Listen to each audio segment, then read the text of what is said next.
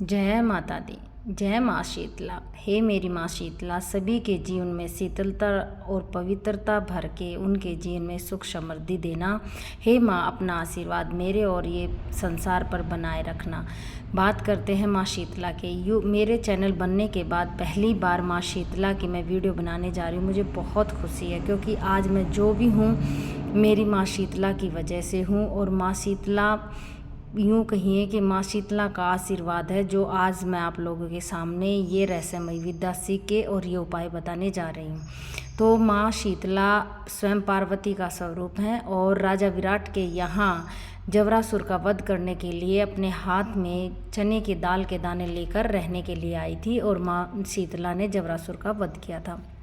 तो माँ शीतला को शीतल ठंडे पेयजल का और ठंडी चीज़ों का यानी बासी चीज़ों का बासोड़ा जिसे हम बोलते हैं उसका भोग लगाया जाता है।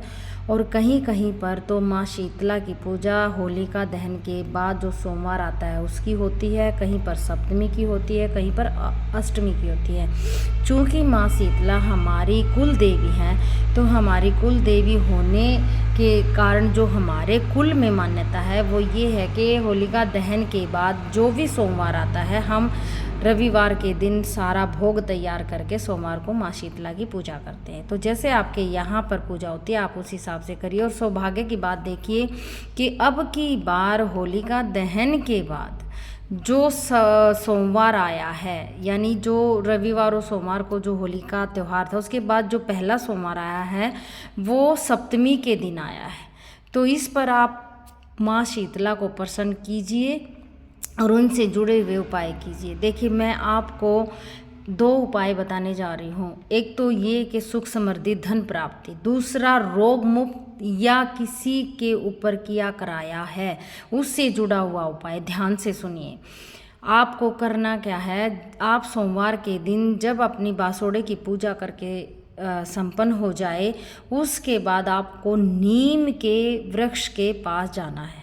जी हाँ, नीम के वृक्ष के पास जाना है और वहाँ पर जाकर एक घी का दिया, घी की बाती बना के बगैर जलाए हुए, ध्यान रखिए माँ शीतला पर दिया नहीं जलता, वो शीतल हैं।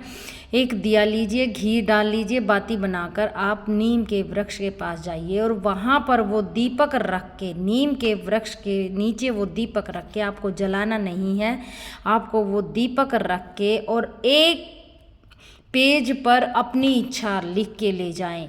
हरे पेन से सफ़ेद कागज़ पर अपनी इच्छा लिख के ले जाएं। मुझे धन प्राप्ति हो गई है, मुझे संतान प्राप्ति हो गई है, मेरा कर्जा मुक्त हो गया है, या मेरा घर की समस्या थी मेरा घर बन गया है। इसके लिए हे माँ शीतला आपका कोटि कोटि धन्यवाद। ये पर्चा या ये चिट्ठी या ये अपनी तरफ से अरदास माँ के चरणों में वहाँ पर आप रख के आइए नीम के वृक्ष के नीचे। आप देखना इसी साल के अंदर आपकी सभी मनोरथ पूरी होंगी। इसी के साथ जय माता दी, जय शीतला माँ।